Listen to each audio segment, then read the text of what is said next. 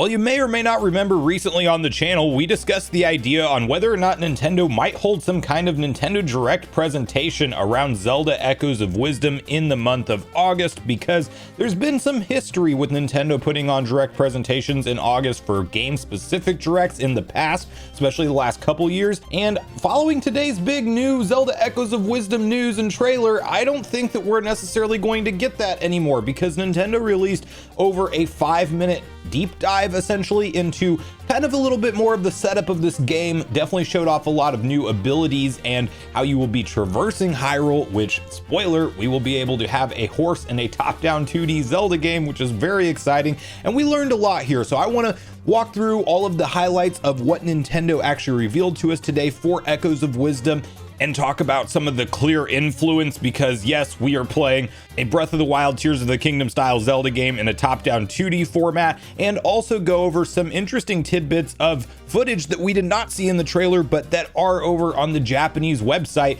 which are worth discussing as well. So we'll get on the same page with all of that. Before we do, make sure you like, subscribe, and turn on your bell notification to join Sunbro Nation if you're new here. And we'll first do a brief recap of what Nintendo showed in the trailer, which it initially opened up by highlighting some of the different regions we're going to be traversing here. And Gerudo Desert is intact. Zelda should not have such a hard time to get into Gerudo Desert, as Link typically had to dress up as a girl in the past. Now, obviously, as Princess Zelda, you are a girl, so you fit right in. I don't think you're going to have any extra puzzles you have to go through to get in there. Jabul Waters, which reminds me of Jabu Jabu's belly. I don't know if that's a reference or not, but it houses Sea Zora and River Zora, which, funnily enough, are like the two different evolution styles that you've noticed throughout Nintendo's history in Zelda games. And surprisingly enough, those Zora are together in the same game, same environment, actually warring with each other. Apparently there's some disagreements going on, as is highlighted in the trailer, but that's going to be interesting to see play out. They showed off Eldin Volcano, of course, with the Goron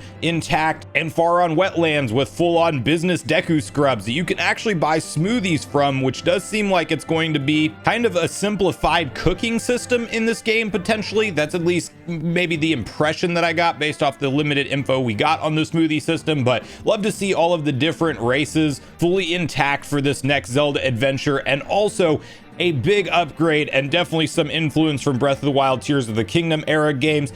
We have a full-on adventure log that was revealed to us, so as we progress these different side quests and main quests, it outlines what type of quest it is, and you don't have to remember who you talked to, who you didn't give a certain item to, or complete their quest line. It's all laid out in a nice menu system. That is a big upgrade for top-down 2D Zelda games, and I'm very happy to see it here. We have waypoints which were highlighted, so obviously we will be able to fast travel around this map. We did get a look at the map, and it's kind of hard to make out exactly how you uncover it, just because it looks like it's almost exactly where you go is how the map is uncovered, and I'm not clear on if Zelda is going to find pieces of the map to reveal it, or if it's just going to be one of those, the more you explore, the more of the map starts to slowly become visible to you.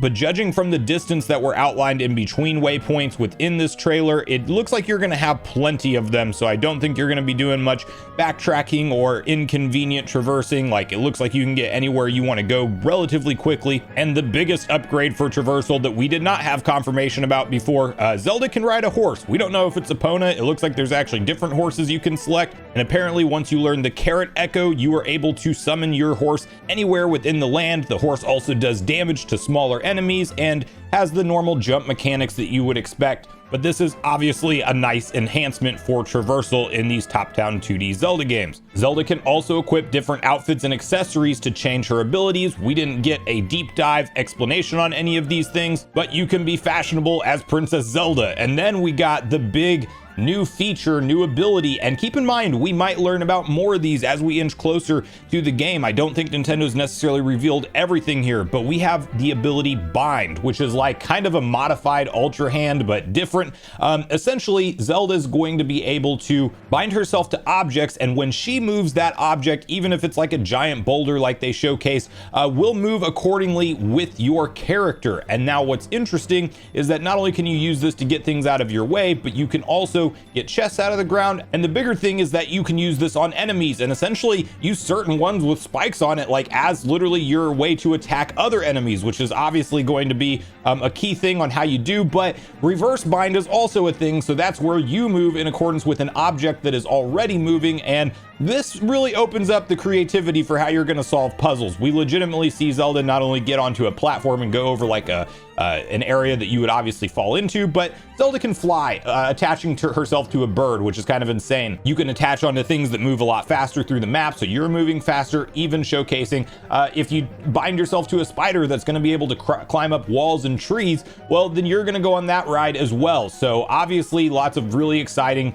new gameplay possibilities from this bind feature. And we did see the trailer essentially close out with the insinuation that, yeah, you're going to be able to traverse through that dark purple land where we're obviously going to try to be rescuing Link. You may remember as well, we had a previous ESRB rating that we discussed here on the channel. Link is a playable character at some point in this game. He was not showcased during this trailer at all, and we clearly don't know if it's just like an opening sequence that we're playing as Link and then the entire adventure turns into Zelda, or if at some point within the adventure we meet up with Link and maybe we have to go fight Ganon together, or maybe there are sections of the game where we do play as Link and then go back to Princess Zelda, or maybe Princess Zelda learns Link as an Echo and you actually have his full abilities like the bow, boomerang, and sword all intact, but just as an Echo for Link. Like, all of this stuff is definitely a possibility. And then to briefly talk about the Legend of Zelda Echoes of Wisdom website over on Nintendo's Japan website, you can actually see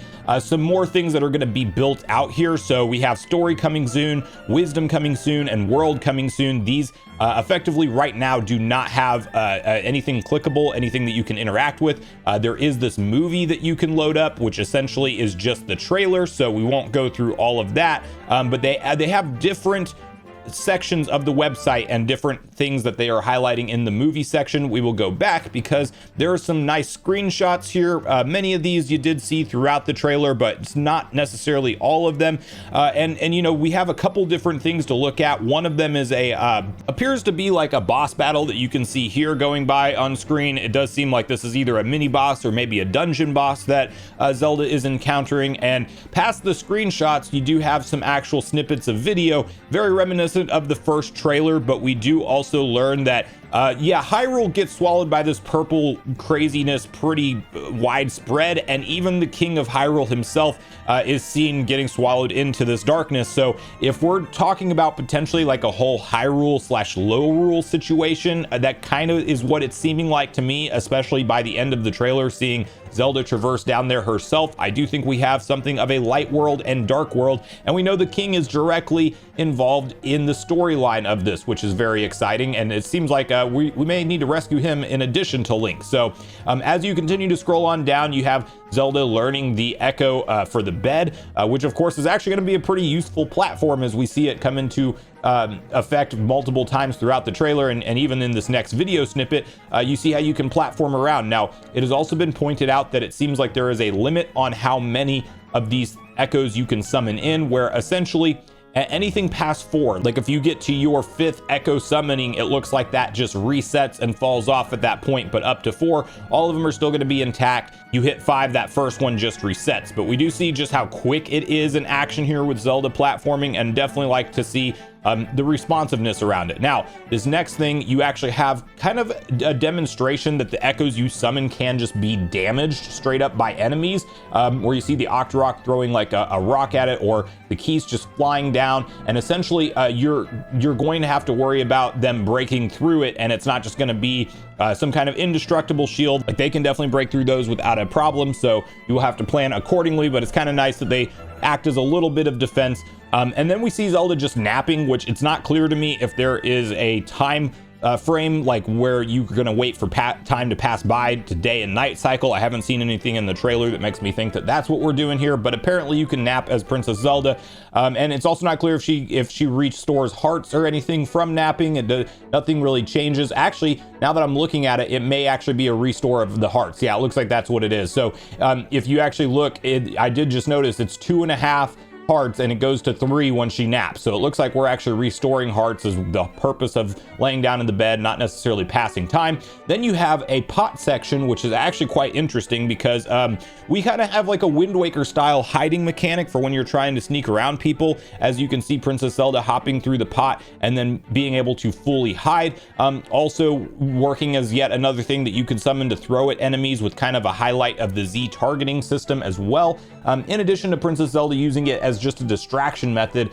So, you know, definitely a versatile item with the pot. It seems like one that you might make a go-to of some sorts. And then kind of in the same screen, you can see the summoning of the trees that Princess Zelda can do. At one point, she's actually going ahead and lighting something on fire by lighting like the bottom of the tree that she summons to go ahead and get past that. And then beneath that, you can actually see an outline of a bunch of different items on screen. So different things that we're going to be able to use as echoes throughout the traversal of the game. So pretty nice and informative website, and definitely some meaningful snippets that were not in the trailer itself in terms of gameplay and how Zelda uses some of these echoes. So I did like this website. I will have it linked in my description down below should you want to go mess with it and investigate more yourself. But that's essentially the big type of new info we have for this right now, and I'm not expecting Zelda to hold, or Nintendo rather, to hold a dedicated direct for Zelda Echoes of Wisdom, but I am expecting to see more deep dive trailers like this